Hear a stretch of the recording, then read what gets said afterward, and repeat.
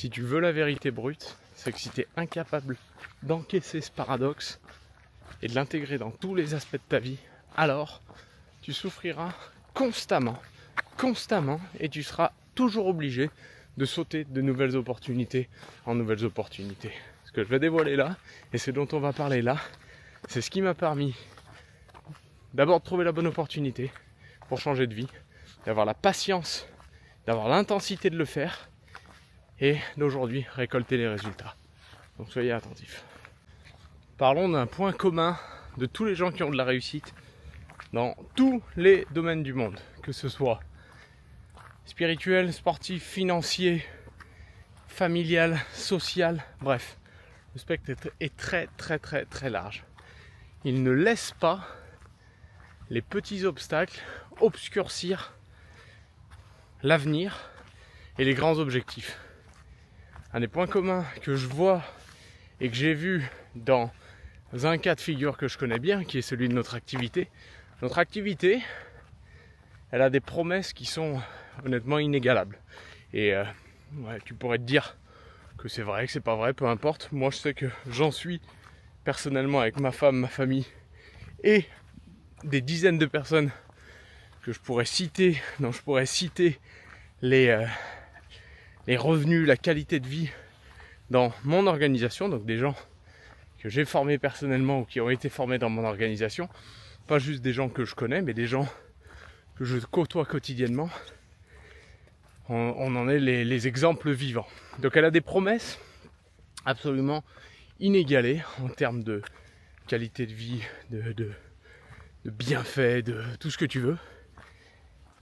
Mais elle a un point spécifique qui est que elle est accessible facilement. Parce que, je le dis, notre projet 300 clubs, ouvrir 300 clubs de nutrition dans différents endroits de France, de Belgique, de Suisse, de francophonie et même du monde entier, eh ben, ça vient avec très peu d'investissement de temps et même de revenus.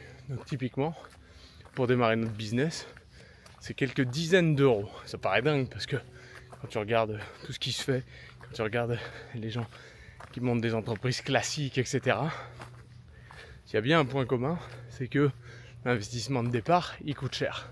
Donc nous, la différence, c'est que ce point de départ, il est vraiment super accessible. Mais donc du coup, comme ça donne accès à finalement beaucoup de monde, beaucoup de monde tente sa chance, et ben ça donne aussi un point qu'il faut intégrer dans les paramètres, qui est que beaucoup vont tester avec peu d'engagement et avoir derrière tu as toujours les résultats de ton investissement. C'est-à-dire que si l'investissement il n'est pas financier, il doit être un investissement d'effort, d'énergie, de ressources. Bref, ça paraît assez évident pour tout le monde qui a un cerveau à peu près bien câblé. Mais du coup, ce qu'on voit vraiment de manière régulière, bien évidemment pas avec tout le monde, pas avec les gens qui réussissent, mais ce qu'on voit, c'est que les gens démarrent avec des objectifs très importants, très élevés sur leur qualité de vie. Ils veulent peut-être transformer leur qualité de vie, ils veulent vivre avec plus de liberté, ils veulent voyager, ils veulent juste vivre selon leurs propres termes. Et des petits obstacles comme des proches qui leur disent non, des proches qui les critiquent, des inconnus qui leur disent non ou qui les critiquent, ça, ou alors des clients qui arrêtent, ou des gens qui les suivent pas dans leur vision, ça, ces maigres obstacles les empêchent totalement de se rappeler de l'objectif. Pourquoi ? Et c'est pour ça que je vais vous donner une parade à ça, que je vois et qui a en point commun chez toutes les personnes qui réussissent, mais la douleur court terme, la difficulté court terme, fait totalement oublier les plaisirs et bienfaits long terme. Typiquement, pourquoi quelqu'un ne va pas réussir à se remettre en forme, même si elle a toute la bonne information ? Parce que elle va être incapable sur un moment donné de réaliser que une petite privation ou un petit effort, là je suis en train de marcher, je remonte chez moi en marchant, J'aurais pu prendre la voiture ou demander à quelqu'un de venir me chercher parce que j'avais une course à faire. J'ai quelques kilomètres à faire. À très court terme, c'est un peu chiant d'aller marcher. En 5 minutes, littéralement, j'aurais été chez moi. Et là, je vais mettre 1 heure. Mais, j'ai pas eu le temps de faire une séance de sport aujourd'hui. J'aurai pas le temps parce que demain on part en voyage. Le bienfait long terme d'être en forme m'impose de m'imposer un effort court terme. Et la plupart des gens ont du mal à comprendre que c'est les deux faces d'une même pièce et que tu ne peux pas, pour avoir des bienfaits et des bénéfices long terme, t'échapper d'un peu de douleur court terme, parce que c'est les deux faces d'une même pièce. Et ce qu'il y a de paradoxal, c'est que tout ce qui te fout dans la merde à long terme a toujours un goût sucré à court terme. Donc, par exemple, un bonbon, aujourd'hui c'est un bon goût maintenant. Mais à long terme, si ça devient une habitude, c'est une catastrophe. Et un brocoli, à court terme, ça n'a pas un bon goût. À long terme, c'est une bénédiction. Et ce paradoxe, je sais que j'en parle très souvent et constamment, et les gens qui me côtoient personnellement, les gens que je forme, les gens que j'accompagne dans le projet 300 Club, je pense que le plus gros gain d'être avec moi, d'être avec Lisa, d'être avec cet environnement-là, c'est que le plus gros gain avec nous, c'est qu'on apprend à réfléchir et à adopter une philosophie de vie. Et cette philosophie de vie, souvent, c'est vrai, elle vient de manière contre-intuitive et même de manière contraire par rapport à beaucoup de choses que les gens ont appris toute leur vie. En fait, ils les ont pas appris, on leur a répété. Et ils ont pris ça pour des valeurs certaines. Typiquement à l'école, typiquement des fois avec les parents qui eux-mêmes ont répété des choses sans avoir réfléchi une seule seconde aux conséquences de ça. Sois bien sage à l'école. D'accord, mais pourquoi ? Fais surtout pas d'erreur sur ta copie. Oui, mais d'accord, mais pourquoi ? Quel est le but final ? Si je fais une erreur, je vais avoir la possibilité de progresser. Il y a un truc pour lequel je me faisais toujours engueuler, mais littéralement, j'ai des anecdotes. J'étais pas un mauvais garçon, j'ai jamais fait trop de conneries ou quoi, parce que c'est pas ma nature, mais c'était impossible pour moi en classe de me taire et de pas poser des questions. Donc j'étais hyper curieux, hyper intéressé par plein de choses, mais pour mes profs qui eux voulaient avancer dans leur plan, et ça venait souvent en conflit. C'est-à-dire que plutôt que de répondre à un élève qui avait vraiment des questions parce qu'il était curieux, parce qu'il était intéressé, j'étais casse-couille pour eux. Et c'est pas que j'étais casse-couille en soi, pour moi j'avais envie de ces informations pour progresser, ça faisait partie de mon processus, mais pour eux c'était casse-couille. Pas une seule seconde, évidemment tu vas pas t'arrêter pour un tout le temps, mais c'est pour ça que le système classique d'éducation il déconne, c'est que pour un bien collectif supposé, et qui en fait n'est pas bien parce que personne progresse là-dedans, tu t'arrêtes jamais sur un individu. Et ça c'est tragique sur certains aspects, et notamment scolaires, parce qu'en fait, personne bénéficie. Le groupe il bénéficie pas, parce qu'il bénéficie pas de celui qui est un peu plus curieux, qui voulait un petit peu plus. Il bénéficie pas des réponses qui auraient pu être venues. Il bénéficie juste d'un prof qui va répéter ce qu'on lui a dit de le programme qu'il doit suivre. Oui, mais pourquoi le programme ? Pourquoi suivre le programme si les élèves ont des questions, si les élèves n'ont pas compris, si les élèves ont envie de creuser un petit peu plus ? On s'en fout du programme.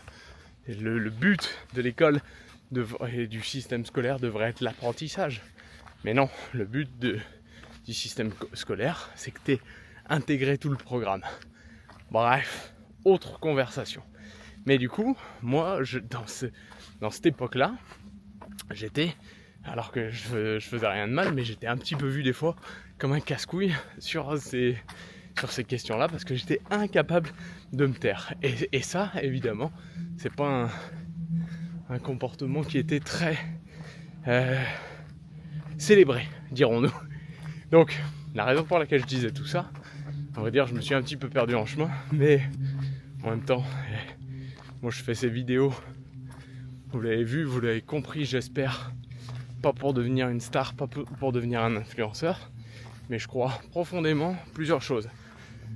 La première, c'est quand tu essayes d'exprimer les pensées que tu as dans ta tête, tu les comprends encore un peu plus. Donc je le fais pour moi.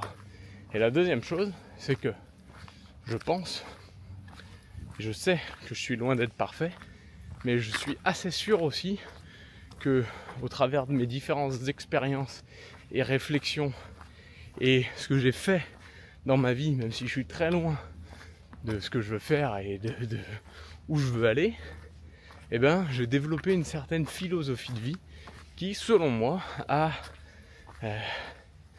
du mérite à être partagée, parce que je sais que beaucoup de gens, juste en côtoyant et en discutant et en échangeant et en voyant une philosophie un petit peu plus un peu alternative, qui est, je pense, la mienne et celle qu'on a développée avec Lisa, cette idée de la grande vie, de tout ce que ça veut dire. Pas des choses qu'on apprend à l'école, c'est pas des choses que souvent on apprend avec notre éducation classique, et encore moins dans les entreprises classiques. Et ben, je trouve que ça a de la valeur d'être partagé. Donc je le fais dans cet intérêt-là aussi, parce que je sais qu'une ou deux personnes, même si ma diction n'est pas parfaite, même si des fois je me perds dans mille et une réflexions, ben je sais que quelque part cette authenticité, elle a de la valeur, et que pour certains, l'écouter, ça peut faire un déclic. Et si chaque fois qu'il y a une vidéo, même s'il y a que quelques dizaines de vues, mais il y a une personne qui, de cette information, la bascule dans sa vie de tous les jours et voit sa vie de tous les jours s'améliorer, alors bah, ça aurait été gagné. Ça aurait été gagné, ça valait le coup. Et que ça me rapporte immédiatement, j'allais dire financièrement ou non, ça c'est anecdotique, et on a la chance avec Lisa d'avoir, parce qu'on a vécu et on vit comme on le pense, ça nous a permis de nous détacher du besoin financier immédiat, du besoin de gagner notre argent immédiatement, et donc ça nous a donné aussi une certaine liberté de parole, une certaine liberté d'exprimer une voix alternative. Et Herbalife et notre projet 300 Club, c'est ni plus ni moins qu'une voix alternative. C'est ni plus ni moins qu'une voix un peu différente, même très différente du schéma classique.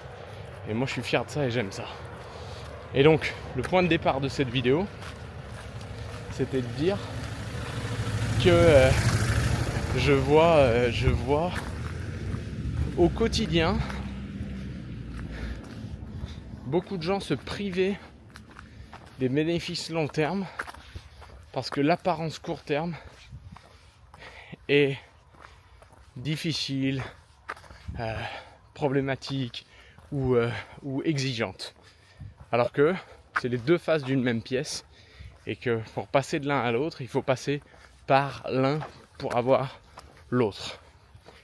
Et par exemple, allez, je vais dire un des exemples de la vie quotidienne contre lequel il faut lutter.